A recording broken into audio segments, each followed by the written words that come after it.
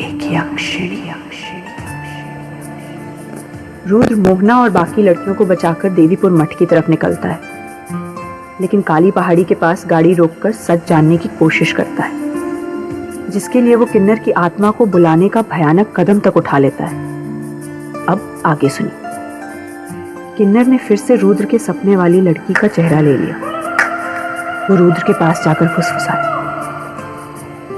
आज तो तू नहीं बचेगा राजा। यहाँ तेज चीखों के कारण सबने अपने कान बंद कर लिए। सिद्धार्थ ने यह कहते हुए कि रुद्र ने बहुत बड़ी गलती की है, सभी को जल्दी से गाड़ी में बिठाया। गाड़ी में आते ही सिद्धार्थ जोर जोर से मंत्रोच्चारण करने लगा। किन्नर की आत्मा रुद्र पर हमला करने ही वाली थी कि सिद्धार्थ के मंत्रों से उस आत्मा के हाथ रुक गए। आसपास की हवा तेज होकर आंधी में बदलने लगी। किन्नर की आत्मा मंत्रों के कारण चीख पड़ी और तभी सिद्धार्थ ने रुद्र को चिल्लाकर कहा, रुद्र, गाड़ी में आओ। सिद्धार्थ के मंत्रों ने किन्नर का ध्यान भटकाया और रुद्र तुरंत गाड़ी की तरफ भागा। तभी किन्नर ने रुद्र का पैर खींच उसे जमीन पर पटक दिया। सिद्धार्थ मंत्र उच्चारण कर किन्नर को रोकने की पूरी कोशिश कर रहा था, लेकिन उसके मंत्र भी अब बेअसर हो रहे थे। किन्नर ने फिर रुद्र पर हमला किया, लेकिन रुद्र ने उसे पीछे धकेला और भागकर गाड़ी की ओर आया। लेकिन गाड़ी में बैठने के बजाय उसने मंत्र साधना की किताब निकाली और जल्दबाजी में कुछ पन्ने पलटे। इससे पहले कि सिद्धार्थ कुछ समझ पाए, रुद्र फिर किन्नर का मुकाबला करने निकल गया। सिद्धार्थ देखता ही रह गया और रुद्र ने किताब से मंत्र पढ़कर अपने बदन से ऊर्जा तरंगे पैदा की, जिससे किन्नर की शक्तियां कमजोर पड़ने लगी। तेज आंधी और उस किन्नर की भयानक आत्मा के बीच रुद्र एक चट्टान की तरह खड़ा था। किन्नर की आवाज गड़गड़ाई, तेरी इतनी हिम्मत कि तूने मुझे यहाँ बुला लिया। ये सुनकर सिद्धार्थ चौंक गया। किन्नर की आत्मा को बुलाने का आखिर क्या मकसद हो सकता है? रुद्र को अपनी जान की बाजी लगाने का क्या शौक पड़ गया? रुद्र ने अपने मंत्रों की ऊर्जा से जल्द ही किन्नर पर काबू पा लिया। फिर उसकी आंखों में देखकर रुद्र ने कहा, मुझे तेरी मदद चाहिए। किन्नर जवाब में हंस पड़ा।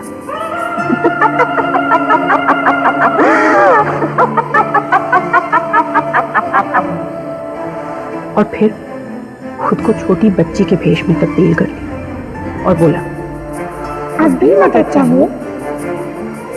मेरी मदद तो नहीं की। एक पल को रुद्र की सांस अटक गई। खुद को संभालते हुए बोला, इस वक्त मेरा सच जानना जरूरी है। मोहना को छूने पर भी मुझे काली पहाड़ी का राज क्यों नहीं दिख रहा? रुद्र की बात सुनकर वो किन्नर चेहरे पर लाल सिंदूर लगाए अपने रूप में वापस आ गया। गाड़ी में बैठा सिद्धार्थ अपनी आंखों पर यकीन नहीं कर पा रहा था। उसे इस किन्नर पर बिल्कुल भरोसा नहीं था। किन्नर रुद्र की आंखों में देखकर बोला, आज तो तू बड़ा बहादुर बन रहा है। सच जानना है ना तुझे? तो सुन, मोहना या इस सरहद की मिट्टी तुझे कुछ नहीं बताएगी। ये सब कलीथा की माया है। रुद्र बोला, लेकिन तुझे सब पता है, भैरवा के सारे राज। किन्नर ने अपनी कुटिल मुस्कान के साथ बालों को संवारते हुए कहा, मेरा रिश्ता बहुत पुराना है राजा। ये भैरवा के लोग बेवकूफ हैं। जो इनका सच ना माने उसे सूली चढ़ा देते हैं। तू देखता जा कैसे धीरे धीरे कलीथा इस भैरवा का नाश करेगी। इस गांव में बहुत से राज हैं जिनके बारे में किसी को नहीं पता। तू ढूंढ इन राज की कड़ियों को। इसीलिए तो आया है ना तू यहाँ, है ना? रुद्र ने सारी बातें सुनकर पूछा, बात भैरवा की है तो इसमें इन लड़कियों को सजा क्यों? किन्नर ने हंसते हुए कहा, चक्की में आटे के साथ घूम भी तो पिसता है। चल ठीक है, मैं तेरी एक मदद करूंगी, एक शर्त पर। रुद्र ने पूछा, कैसी शर्त? किन्नर मुस्कुराया, तू लोगों की मदद करता है ना, अगर इस किन्नर की आत्मा को आजादी दिला दी तूने तो मैं तुझे तेरे श्राप से मुक्त कर दूंगी।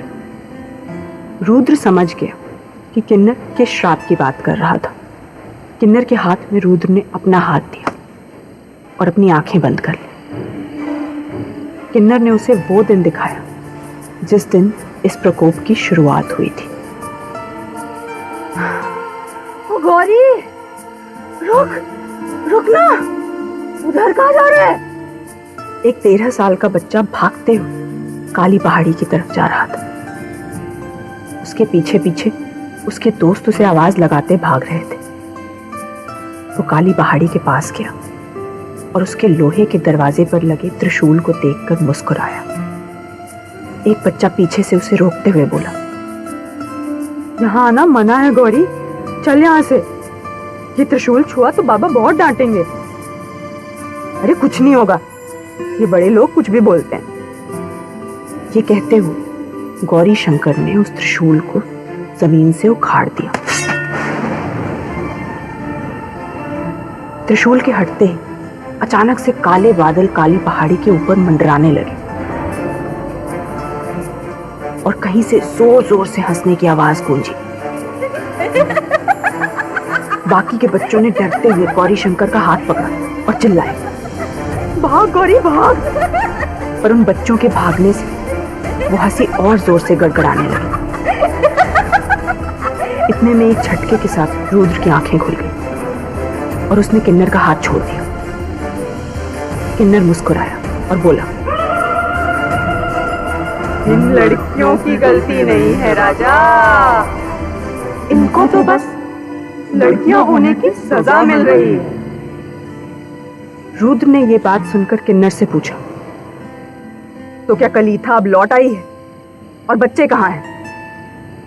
किन्नर हंसते हुए बोला,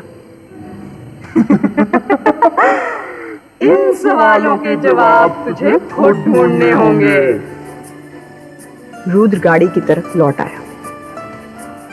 किन्नर बिना हिले उसे देखता रहा। गाड़ी में बैठते रुद्र जल्दी से सबको लेकर देवीपुर मठ की ओर निकल गया। किन्नर ने दूर से उसे जाते देख मुस्कुराकर बोला, असलियत से तू बिल्कुल अनजान है साधक, ना तो इन लड़कियों को तू बचा सकता है और ना ही तुझे कोई बचा सकता है।